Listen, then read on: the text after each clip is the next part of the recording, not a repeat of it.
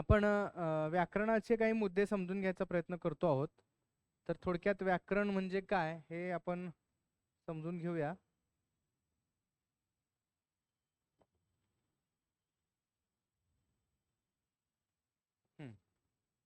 ठीक आहे.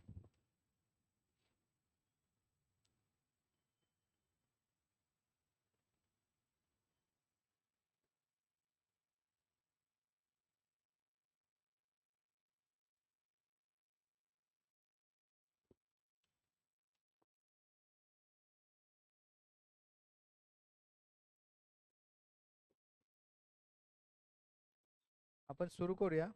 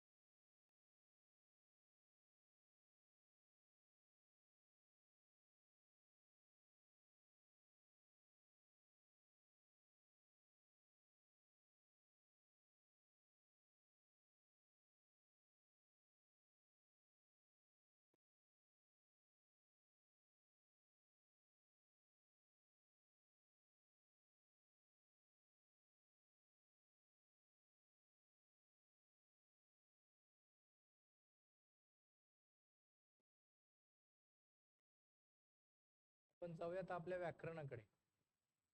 ठीक आहे.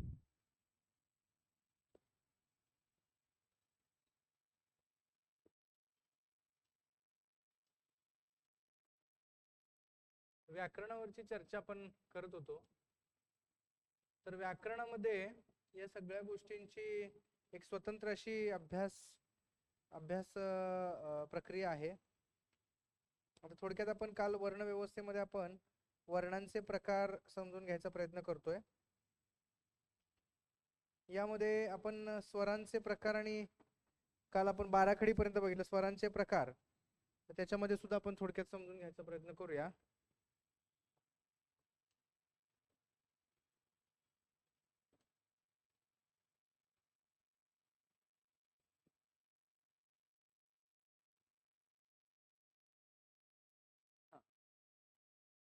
तर बाराखडी पर्यंत आपण चर्चा केलेली आहे. आता थोडक्यात आपल्याला वर्णांच्या अनुषंगाने काही चर्चा करायची आहे. व्यंजन कशाला म्हणतात, अक्षरे कशाला म्हणतात, बाराखडी पर्यंत आलोय. आता स्वरांचे प्रकार आपण पाहू. थोडक्यात आजच्या दिवसात हा विषय 15 मिनिटात आपण संपवून टाकू. स्वरांचे प्रकार.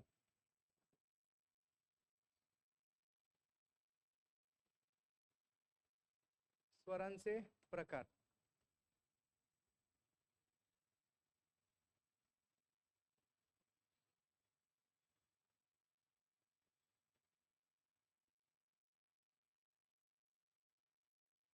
ठीक आहे. स्वरांचे प्रकार आपल्याला समजून घ्यायचे आहेत. यातील काही गोष्टी ऱ्हस्व स्वर आणि दीर्घ स्वरांच्या अनुषंगाने आपण चर्चा केलेली आहे. मात्रेच्या अनुषंगाने पण चर्चा केलेली आहे. स्वरांचे प्रकार, वर्ण,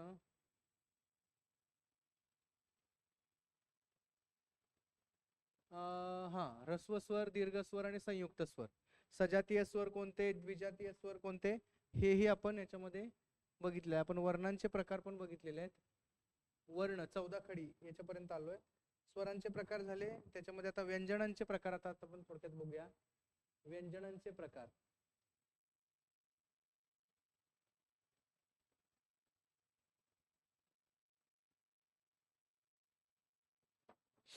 तर व्यंजनांच्या प्रकारांची चर्चा करत असताना साधारणपणे क ख ते ब भ म पर्यंतचे जो व्यंजन उच्चार आहे, तर फुफ्फुसातली हवा जेव्हा तोंडावाटे बाहेर पडत असते तेव्हा तो स्पर्श या वेगवेगळ्या अवयवांना होतो, जसं की जीभ, कंठ, तालू, मूर्धा, दात आणि ओठ. यांच्याशी तिचा स्पर्श होतो आणि मग ते वर्ण उच्चारले जातात, म्हणून त्यांना स्पर्श व्यंजने असं म्हटलेलं आहे. क ख पासून भ म पर्यंत. म्हणजे क ख क ख ग घ च छ ज झ ट ठ ड ढ त थ द ध प फ ब भ म ही जी आहेत ही सगळी स्पर्श व्यंजने आपण म्हणतो. तर स्पर्श व्यंजने का म्हणायचं, तर त्याची कारण या पद्धतीनं आहेत. स्पर्श, ज्याचा स्पर्श होतो अशी ती स्पर्श व्यंजने. ठीक आहे. तर या स्पर्श व्यंजनांचा आपल्याला इथं वापर कसा करता येऊ शकतो हे आपण थोडक्यात पाहूया. आता म्हणजे क ख पासून ते सगळे म पर्यंतचे जेवढे काही आहेत व्यंजन, ती व्यंजन आहेत ती कोणती व्यंजन आहेत, तर ती व्यंजन आहेत मित्रांनो की क ख पासून ते भ म पर्यंत ही सगळी स्पर्श व्यंजन आहेत. ठीक आहे. पहिलं आहे स्पर्श व्यंजन.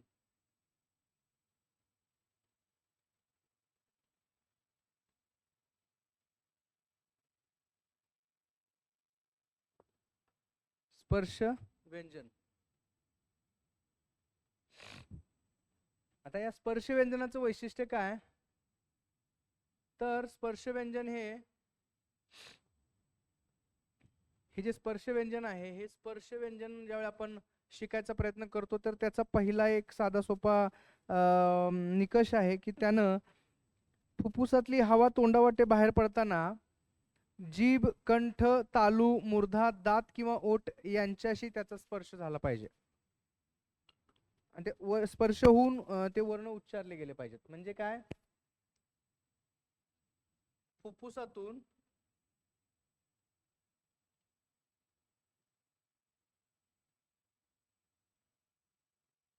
हवा बाहेर पडताना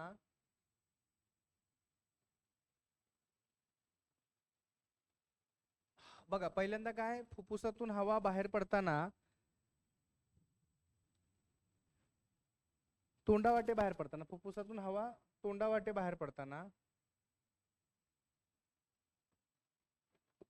तोंडावाटे म्हणजे ती हवा नाकावाटे पण बाहेर पडते, तोंडावाटे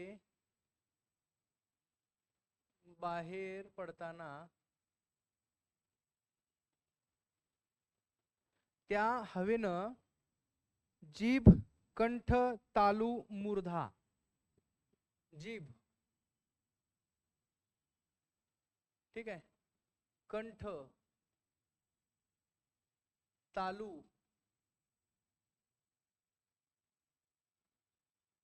मूर्धा आणि जीभ किंवा दात किंवा ओठ यांच्याशी स्पर्श होऊन, जीभ किंवा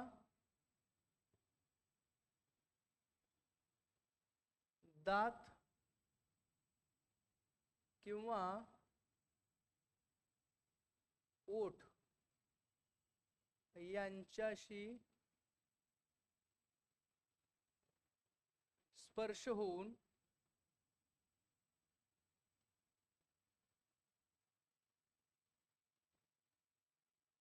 जे वर्ण निर्माण होतात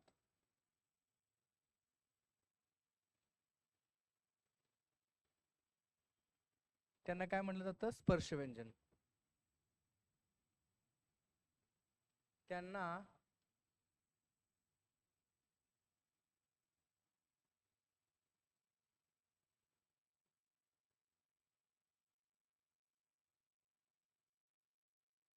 स्पर्श व्यंजन म्हटले जाते. आता ही स्पर्श व्यंजने कोणती कोणती आहेत, तर उदाहरणार्थ क ख ते भ म पर्यंत. ठीक, ही पहिली स्पर्श व्यंजन आहे, एक पहिला व्यंजनाच्या बाबतीतला हे.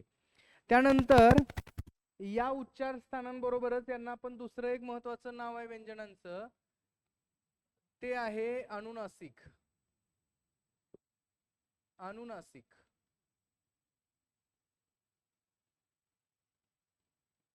ठीक आहे, ते आहे अनुनासिक. आता अनुनासिकांचा काय निकष आहे, तर याच प्रक्रियेबरोबर म्हणजे या उच्चार स्थानांसोबतच त्यांचा उच्चार नाकातून होतो. म्हणजे यातल्या या व्यंजनांपैकी न, याला न म्हणतात, त्यानंतर य, त्यानंतर ण, त्यानंतर न, त्याच्यानंतर म. ही जी काही महत्वाची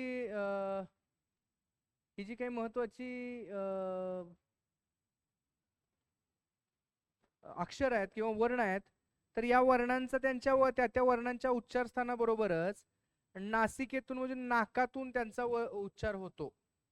म्हणजे कसा, तर त्याला आपण असं म्हणतो की या वर्णांचा उच्चार, आता आपण हे स्पष्टच करूया, या वर्णांचा उच्चार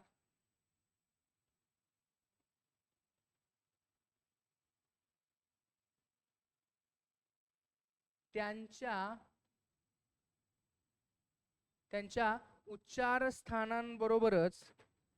उच्चारस्थानाबरोबरच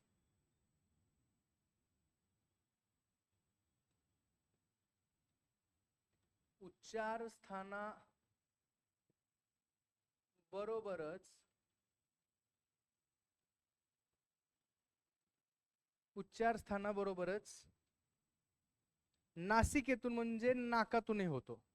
नासिका म्हणजे काय, तर नाक. नासिक म्हणजे नाक. नासिकेतून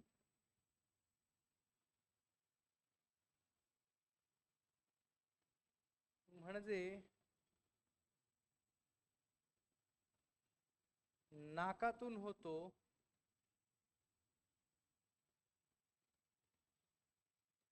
त्याला काय म्हणतात, अनुनासिक म्हणतात.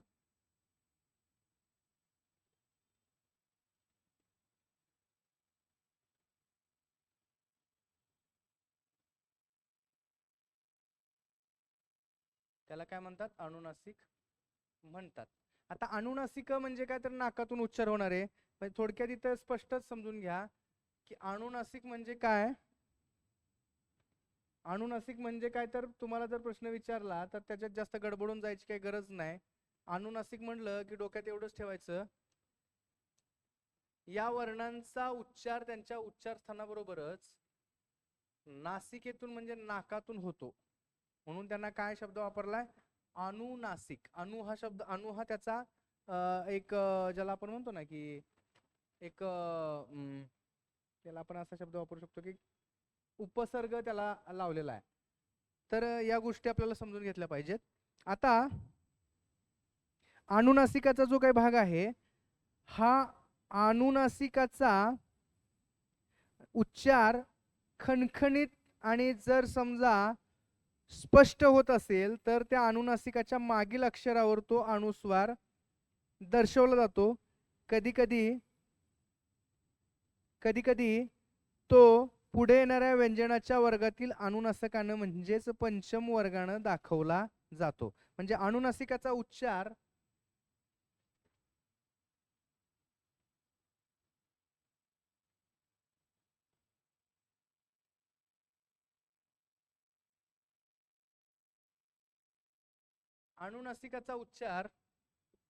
हा जर स्पष्ट आणि खणखणीत होत असेल, हा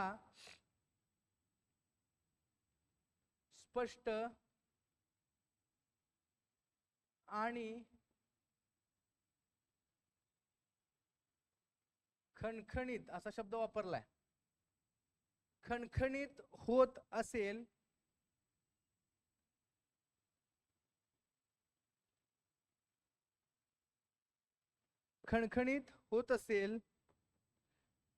तर त्या अनुनासिकाच्या मागील अक्षरावर तर त्या अनुस्वाराच्या त्या अनुनासिकाच्या तर त्या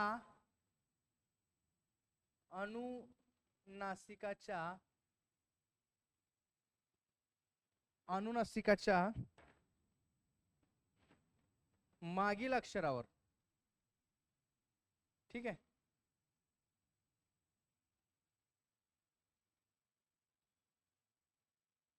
मागील अक्षरावर काय केलं जातं, मागील अक्षरावर अनुस्वार देऊन तो दर्शवला जातो.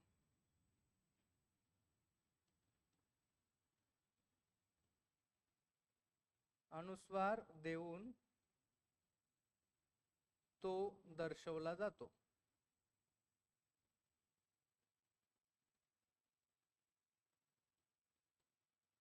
ठीक आहे, दर्शवला जातो. दुसरी गोष्ट अशी आहे, केव्हा केव्हा तो व्यंजनाच्या वर्गातील अनुनासिकाने म्हणजे 5व्या वर्णाने दाखवला जातो. केव्हा केव्हा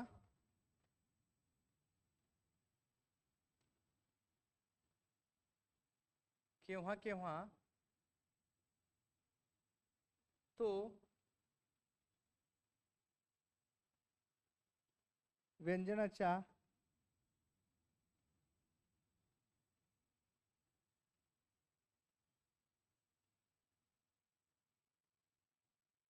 पंचम वर्णाने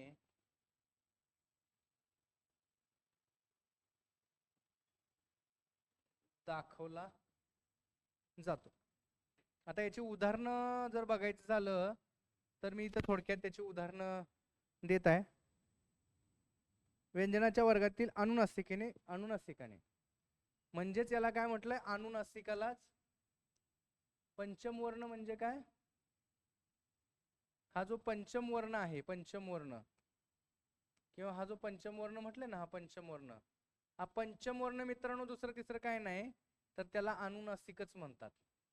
या पंचम वर्णाला शब्द काय वापरलाय तर तो वापरला अनुनासिक. ठीक आहे, यालाच शब्द वापरलाय अनुनासिक. जर तुम्हाला हे अनुनासिक नावाचा शब्द लक्षात राहत नसेल तर अनुनासिक मध्ये राहते हा किंवा अनिरुद्ध किंवा अनुभव नासिक मध्ये राहतो, हे जर तुम्ही केलं तर लक्षात राहील. आता याची उदाहरणं बघूया आपण मित्रांनो. याची उदाहरणं ज्यावेळी आपण समजून घ्यायचा प्रयत्न करतो तेव्हा आपल्याला काही गोष्टी समजून घ्याव्या लागतात. त्यापैकी उदाहरण जर बघायचं झालं तर त्या उदाहरणातलं पहिलं उदाहरण आहे तर उदाहरण आहे गंगा. तर गंगा इथं पहिला आपला जो काही अनुनासिकाचा हे आहे, अनुनासिकाचा उच्चार स्पष्ट व खणखणीत होत असेल तर त्या अनुनासिकाच्या मागील अक्षरावर अनुस्वार देऊन तो दर्शवला जातो.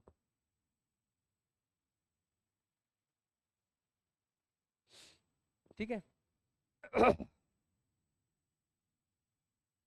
किंवा परसवर्ण जर लिहायचं झाला तर तो असा दाखवला जातो, गंगा. ठीक आहे, चंचल,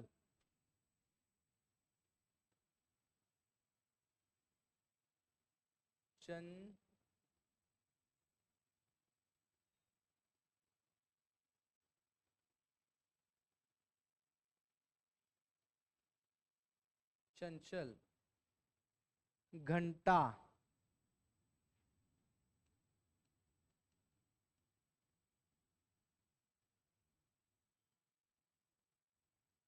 घंटा इत्यादी. ठीक आहे, अनुनासिक समजलं असेल असं गृहीत धरतो. आता परसवर्ण, ठीक आहे, ड न य न न म या अनुनासिकांना परसवर्ण सुद्धा असं म्हटलं जातं. म्हणजे काय म्हटलंय, हे जे य ड न य ण न म या अनुनासिकांना या अनुनासिकांना काय म्हटलं जाते? परसवर्ण म्हटले. हा, आता परसवर्ण म्हणजे काय, कोणी सांगू शकेल का मला? परसवर्ण कोणी सांगू शकेल का?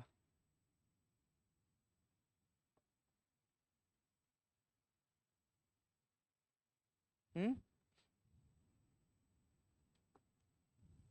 परसवर्ण या शब्दाचा अर्थ कुणाला माहिती आहे का?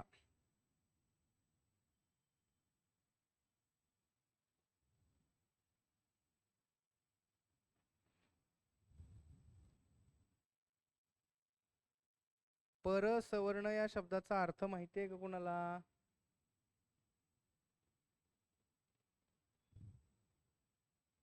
सीमा, श्वेता, आकाश, अनिकेत आणि ज्योती, परसवर्ण या शब्दाचा अर्थ माहिती आहे का?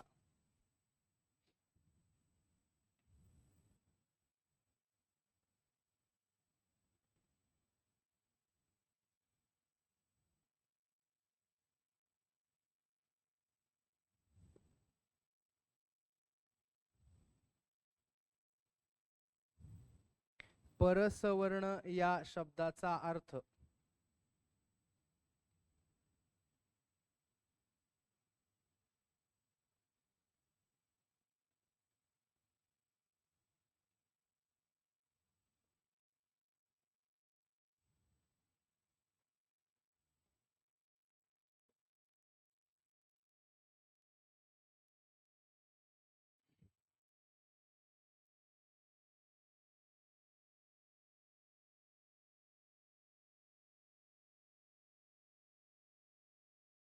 परसवर्ण म्हणजे काय, कोणी सांगू शकेल का?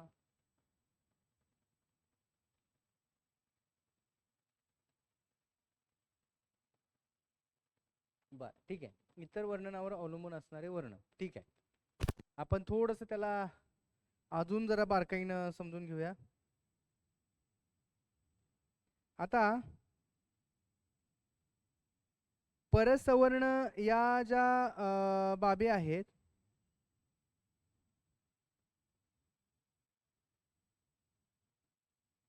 तर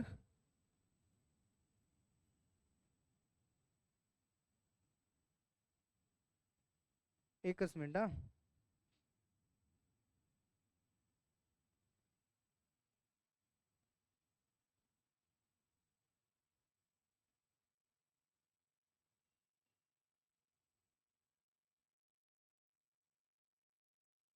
आपण इथे त्याचा अर्थ शोधलेला आहे, पण थोडासा परसवर्णाचा अर्थ आपण पहिल्यांदा समजून घेऊया, जेणेकरून तुम्हाला अडचणीत होणार नाही. कारण प्रत्येक संकल्पना आपल्यापर्यंत पोहोचली पाहिजे, समजली पाहिजे.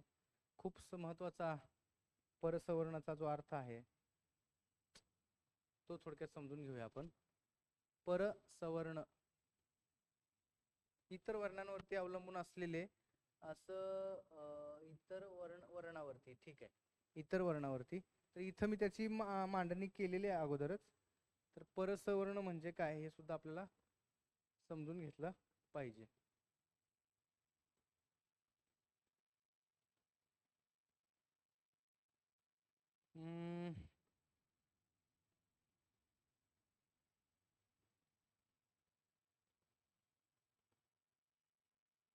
नाही, याच्यामध्ये नाही. बरं, ठीक आहे, बघू आपण. परसवर्ण म्हणजे दोन गोष्टी आहेत, त्यामध्ये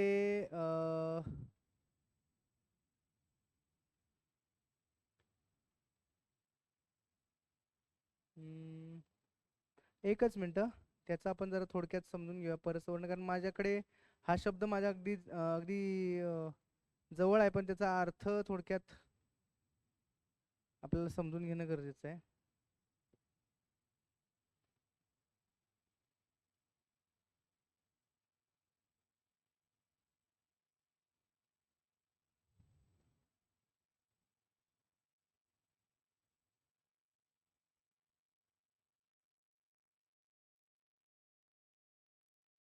आता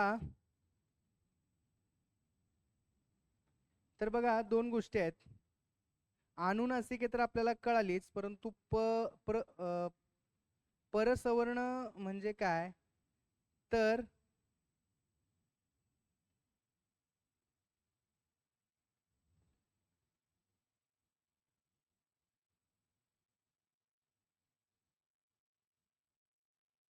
समान वर्ण.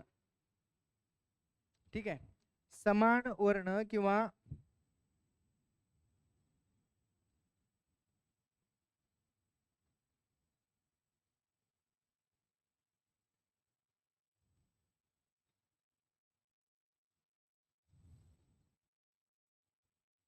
त्याचा अर्थ आपण काढला होता.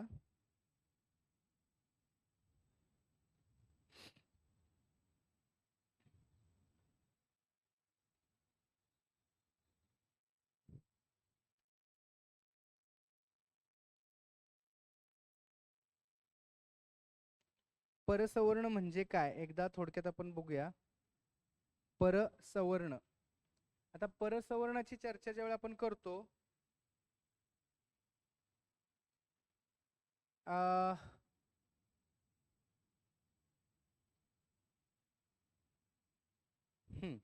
तर एक महत्वाचं इथलं जे एक विधान आहे ते विधान खूप महत्वाचं आहे की अनुनासिके अनुस्वाराच्या ऐवजी वापरता येतात.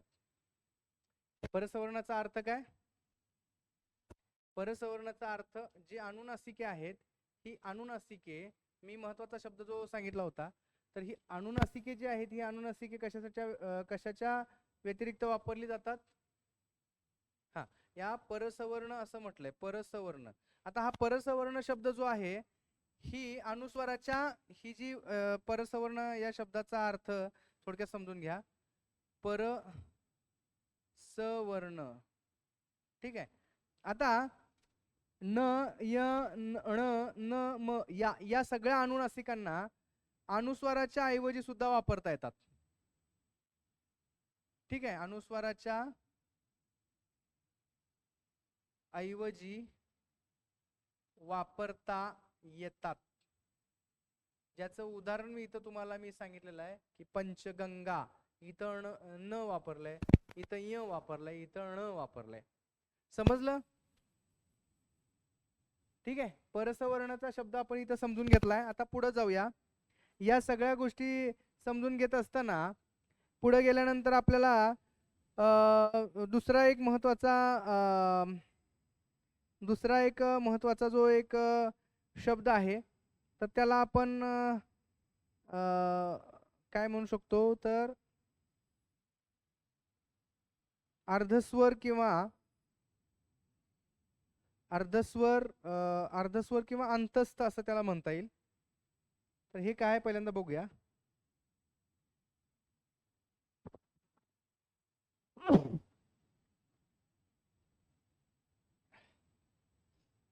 अंतस्थ किंवा, तर बघा अंतस्थ परसवर्णानंतर पुढचं जे आहे ते अंतस्थ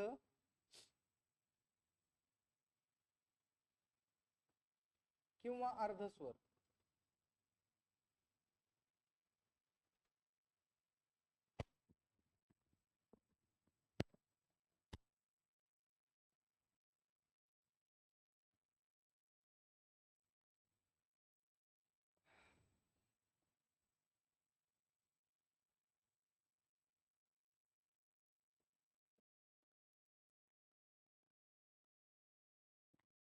अंतस्वर किंवा अंतस्थ.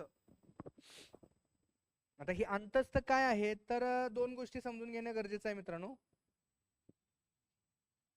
तर अर्धस्वर असं का म्हटलं त्यांना? अर्धस्वर म्हटलंय, व्यंजनाचा याच्याशी संबंध का दाखवलाय तर बघा य र ल यांचा उच्चार इ उ रु रू या स्वरांच्या उच्चार स्थानासारखा आहे. य र ल, ठीक आहे. य र ल व असं म्हणू आपण त्याला. य र ल व ही जी उच्चार स्थान आहेत ही इ रू रू इ रू रू आणि उ उजे नाही, यांच्या सारखे साम्य उच्चारस्थान आहेत. म्हणजे या स्वरांच्या उच्चारस्थानांसारखे आहेत. यांची एकच मिनिट, यांची उच्चारस्थाने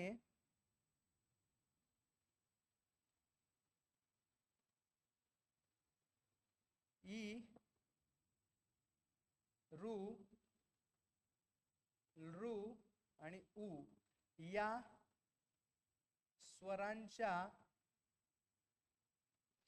उच्चार स्थानांसारखीच आहेत.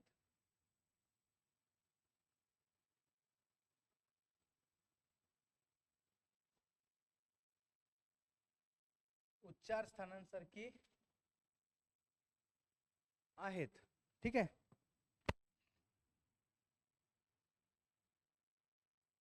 उच्चार स्थानांसारखी आहेत. आता ही उच्चार स्थानांसारखी असल्यामुळं जेव्हा कधी आपण संधी करायला जातो, संधी, त्यावेळी संधी करताना या स्वरांच्या जागी वरील व्यंजने किंवा व्यंजनांच्या जागी हे स्वर आलटून पालटून येतात. बघा, म्हणजे संधी करायची झाली, संधी करते वेळी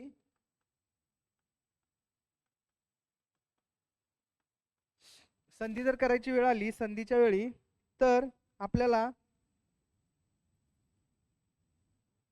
स्वरांच्या जागी व्यंजन आणि व्यंजनांच्या जागी स्वर हे क्रमाने येतात.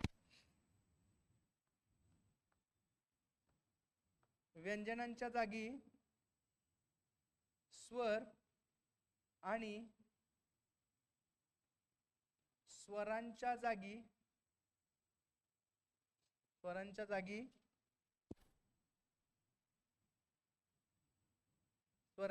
व्यंजन असे क्रमाने येतात. हे समजून घ्या.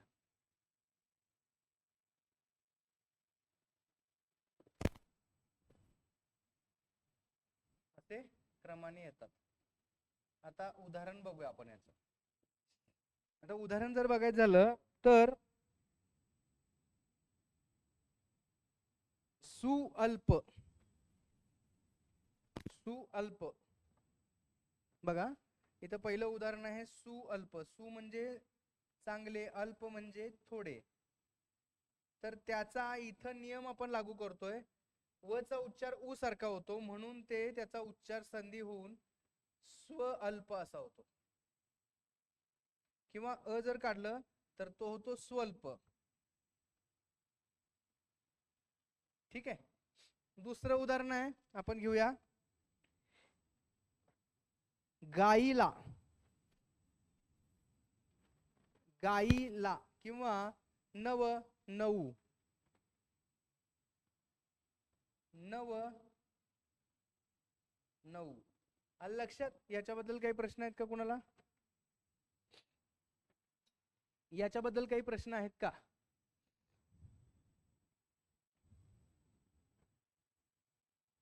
याच्याबद्दल काही प्रश्न आहेत का? पुढे जाऊया का?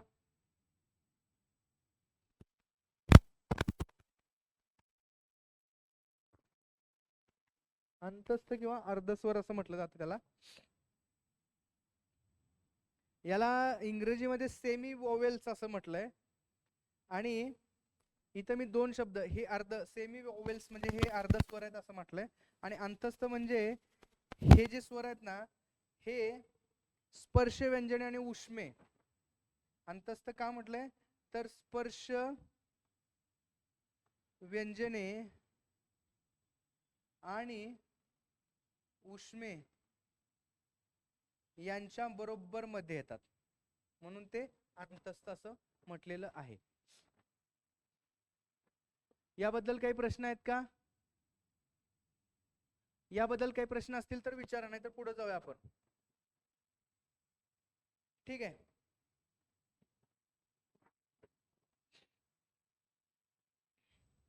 याबद्दल काही प्रश्न आहेत का?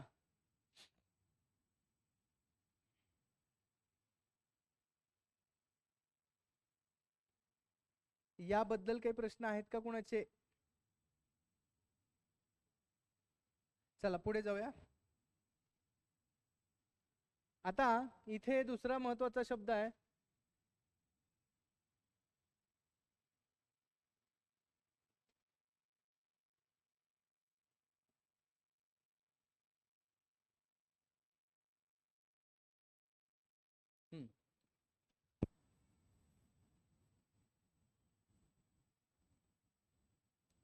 आता पुढे जाऊया. पुढचं आहे उष्मे. हा, उष्मे, उष्मे घर्षक ज्याला म्हणतात, याच्यातच त्याचा उल्लेख आहे. उष्मे घर्षक काय बाबा हे उष्मे घर्षक? तर याच्यामध्ये जेव्हा ह्याला उष्मे म्हणतात, उष्मे म्हणजे वायू, उष्मे म्हणजे वायू, आणि घर्षण म्हणजे घर्षक. म्हणजे जेव्हा उसाचा टाकतो आपण, ठीक आहे,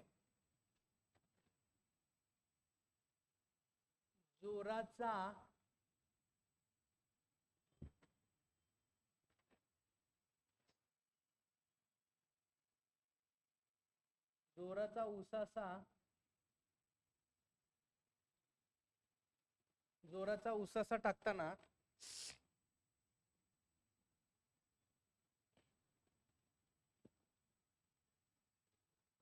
म्हणजे थोडक्यात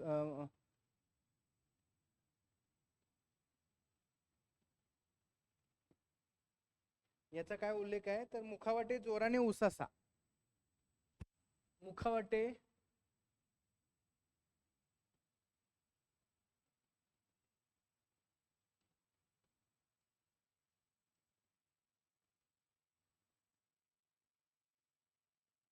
उसासा टाकल्याप्रमाणे या वर्णांचा उच्चार होतो.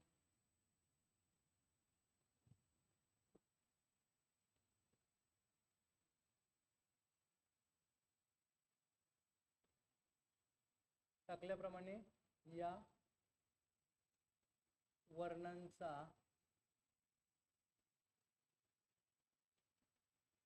उच्चार होतो. ठीक. आणि याच्यामध्ये घर्षण आहे, आणि घर्षणामुळे काय निर्माण होतं, तर उष्णता निर्माण होते. त्यामध्ये घर्षण आहे,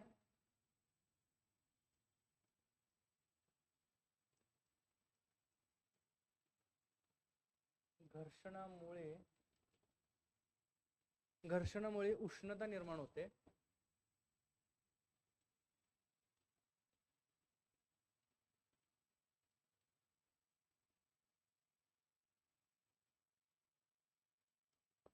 उष्णता निर्माण होते, म्हणून त्यांना उष्मे घर्षक असा शब्द आहे.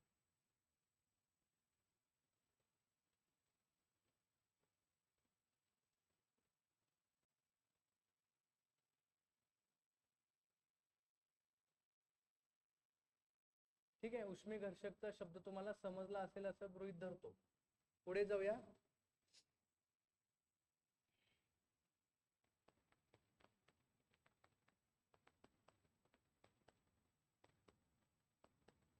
पुढे जाऊया. आता ह जो आहे, ह महाप्राण.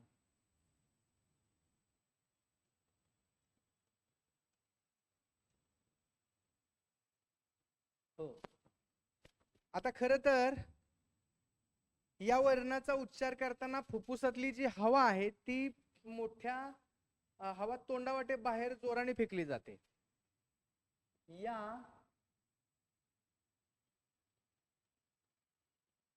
वर्णाचा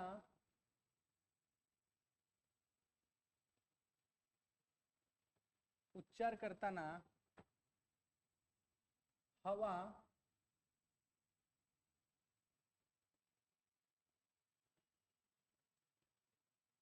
तोंडावाटे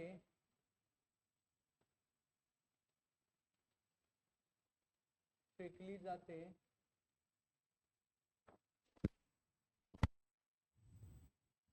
म्हणून त्याला काय म्हटलंय, महाप्राण असं म्हटलेलं आहे.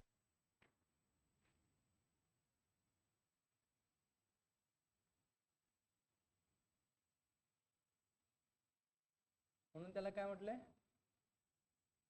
महाप्राण.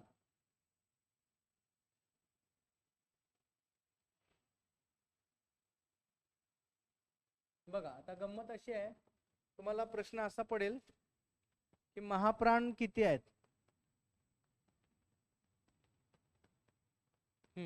महाप्राण किती आहेत? कोणी सांगू शकेल महाप्राण किती आहेत? काहींच्या मते हा मला वाटतं एकदा प्रश्न विचारला गेला होता की महाप्राण किती आहेत, किती म्हणजे अचूक किती आहेत. तर त्याच्यावरती चर्चा करत असताना दोन महत्वाच्या गोष्टी टाकल्या होत्या की जवळपास 12 महाप्राण आहेत, 13 महाप्राण आहेत, 14. तर महाप्राण म्हटले जाते ख घ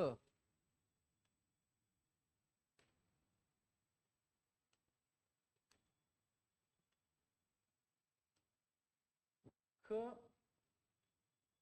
घ छ झ ठ ध थ ध फ फ फ भ श स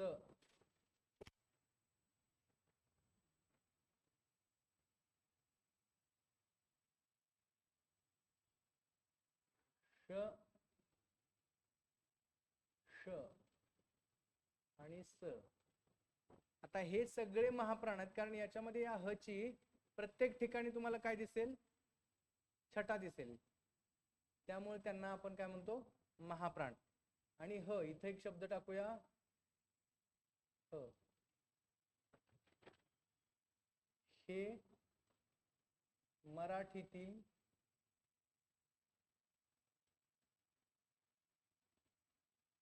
महाप्राण आहेत.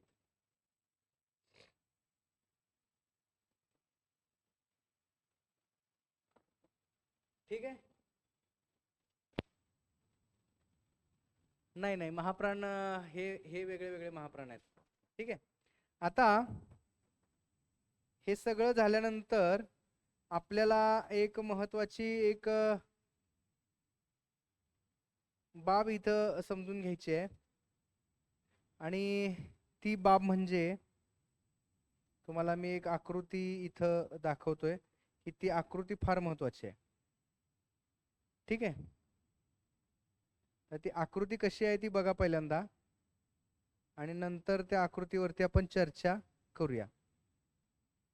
आताच जे आपण हे सगळं जे शिकलो, हे आताच जे आपण शिकलो ना सगळं,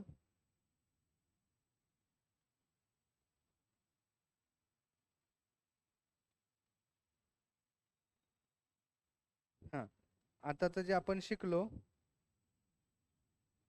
ते थोडक्यात आपण समजून घ्यायचा प्रयत्न करूया. ठीक आहे. तर बघा, याची जी एक वर्णमाला आहे की त्या वर्णमालेचा जो काही एकंदरीत आपला हा जो भाग आहे, हा भाग आपल्याला इथं समजून घ्यायचा आहे.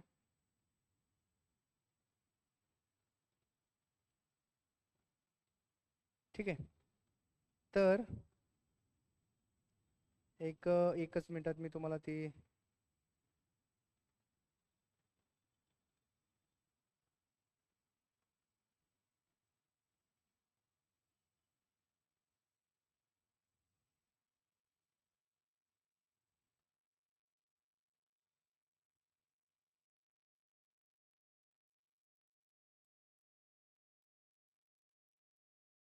एकच मिनिट.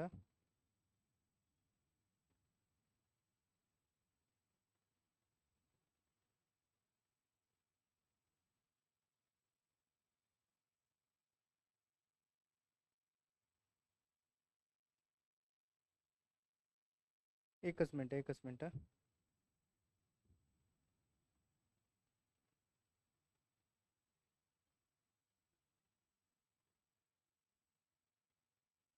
हा, एकच मिनिट.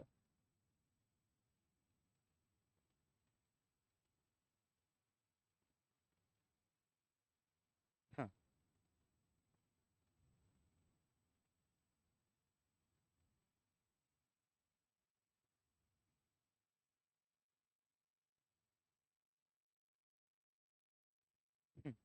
एक 2च मिनिटात त्याचं आपल्याला इथे हे समजून घेऊया.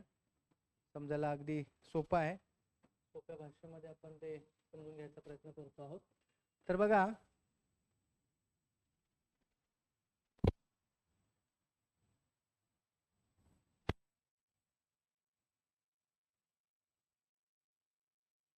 थोडस याच्यामध्ये बारकाईनं मागे जायचंय.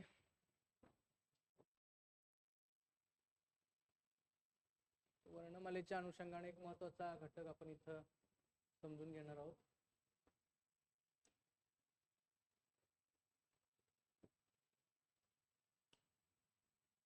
तर बघा,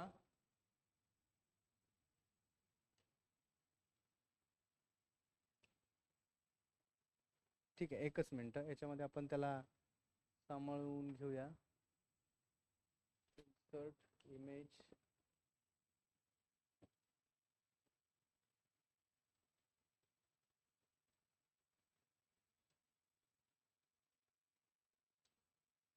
हा, ही एक महत्वाची गोष्ट आहे जी की आपल्याला समजून घ्यायची आहे. आता हे दिसतंय का व्यवस्थित? किंवा याच्यासाठी आपण एक स्वतंत्र हे करूया.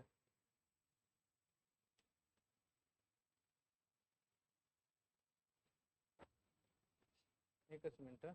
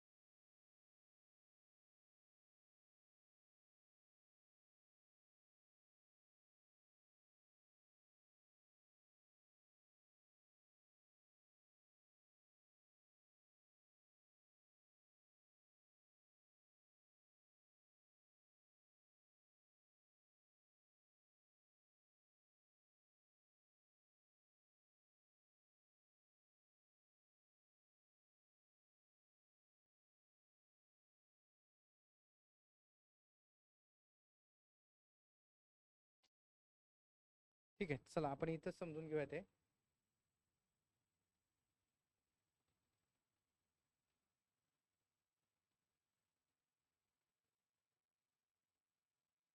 थोडीशी मोठी करूया की जी काही. आता बघा, इथं आपण समजून घेतो आहोत. ही थोडक्यात एक खूप अशी महत्वाची एक रचना आहे जी आता आतापर्यंत आपण समजून घेतलं तेच आपल्याला थोडक्यात समजून घ्यायचं आहे. तर बघा, 12 स्वर्ग आहेत, स्वर आहेत. तर त्यापैकी ह्रस्व,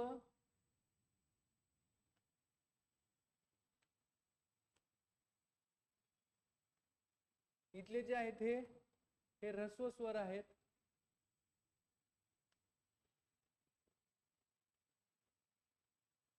ठीक आहे, हे ह्रस्व स्वर आहेत. ह्रस्व. तर त्यापैकी ह्रस्व स्वर आहेत अ, उ, अ, इ. ही सगळी मांडणी आहे. ह्रस्व 12 स्वर आहेत. 12 पैकी मग त्याच्यामध्ये अजून आपल्याला एक 2 स्वर याच्यामध्ये समाविष्ट करता येतात, ॲ आणि ऑ. ठीक आहे, अनुनासिक कोणते कोणते आहेत हे याच्यामध्ये समाविष्ट आहे. आता आपण जाऊया पुढे. ठीक आहे, आता ह्या सगळ्या गोष्टी आपण चर्चा आपण मागोवा घेतला. जवळपास आपण वेगवेगळे जे स्वर आहेत ते स्वरांची जी काही निर्मिती आहे ती सुद्धा आपल्याला समजून घ्यायची आहे की कशा पद्धतीने ती स्वरांची निर्मिती होते आणि जे मुखविवर आहे आपलं त्या मुखविवरामध्ये कशा पद्धतीने ते स्वर तयार होतात याची सुद्धा एक आपण व्यवस्थित इथं एक हे पाहूया, आकृती पाहूया आणि त्या आकृतीनुसार आपण एक थोडक्यात समजून घेऊया. तर बघा,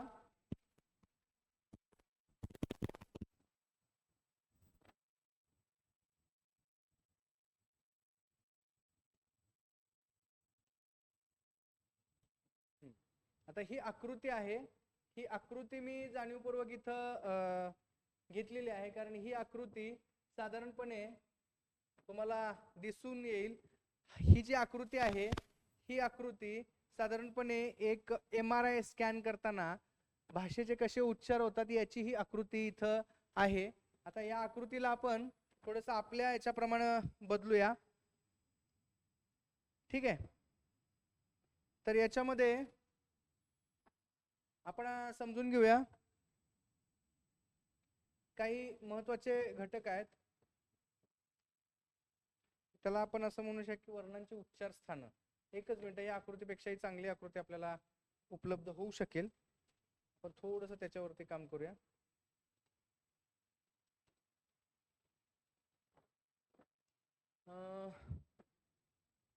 एकच मिनिट.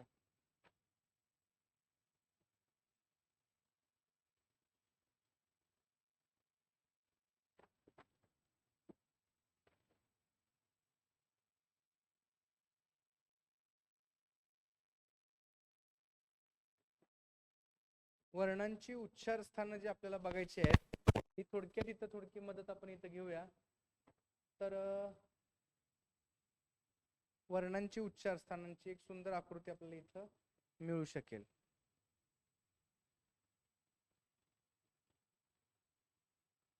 आपण थोडक्यात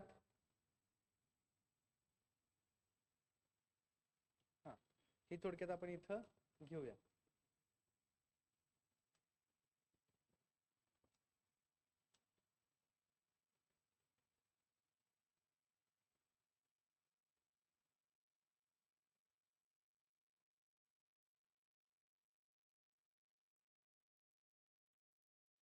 जी उच्चार स्थान आहेत, ही उच्चार स्थान ज्यावेळी आपण समजून घ्यायचा प्रयत्न करतो मित्रांनो, त्यावेळी आपणच आपल्या यानं ही आकृती काढूया, म्हणजे आपल्याला समजून येईल.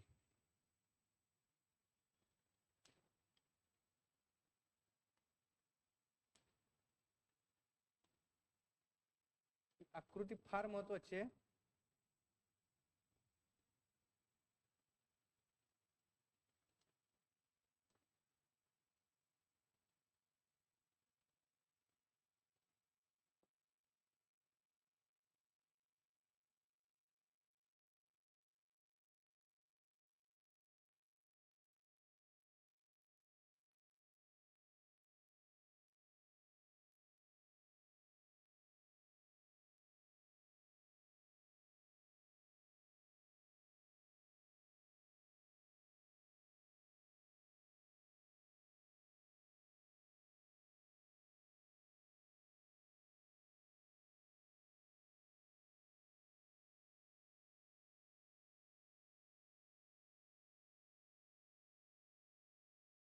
ठीक आहे,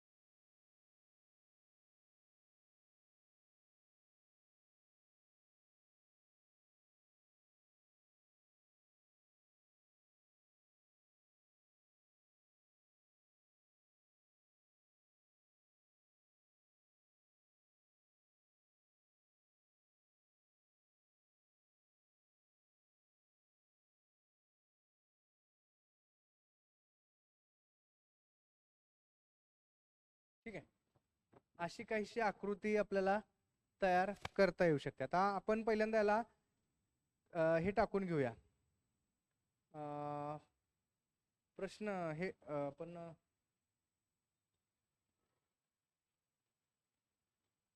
त्याला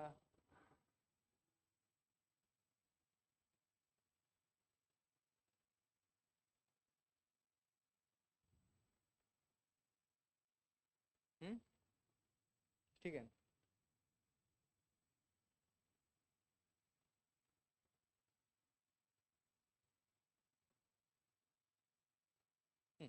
आता ही आकृती तयार होते त्यावेळी आकृतीची उच्चार स्थान काय ते पण आपण पहिल्यांदा बघूया. साधारणपणे 52 आपण जे उच्चार आहेत ते 52 उच्चार आपल्याला समजून घ्यायचे आहेत. त्यापैकी ह्या ज्या ही जी महत्वाची आपली आकृती आहे ह्या आकृतीनुसार समजून घेऊया. तर त्याचे अंक पहिल्यांदा टाकून घेऊया.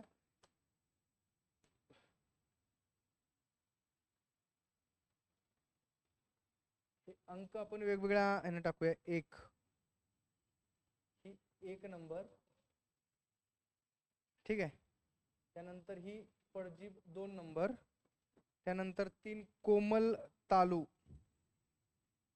ही जी आहे ही कोमल तालू 3 नंबर, त्यानंतर 4 5 6 7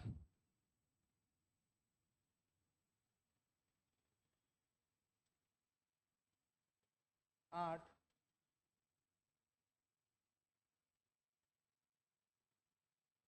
8 9 असे वेगवेगळे त्याचे भाग आहेत. त्यानंतर इथं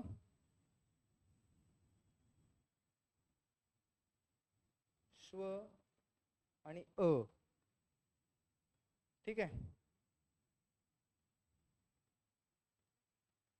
आता बघा इथं आपल्याला याची विवरण आपल्याला समजून घेता येईल.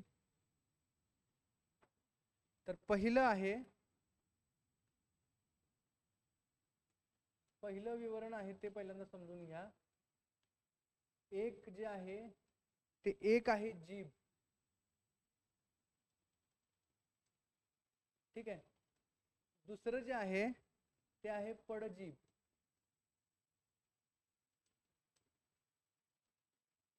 जे तिसरं आहे ते आहे कोमल तालू,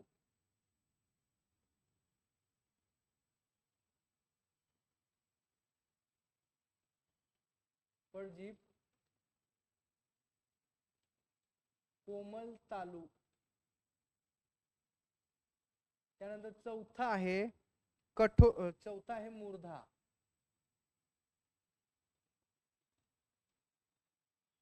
चौथा आहे मूर्धा. पाचवा आहे कठोर तालू, ही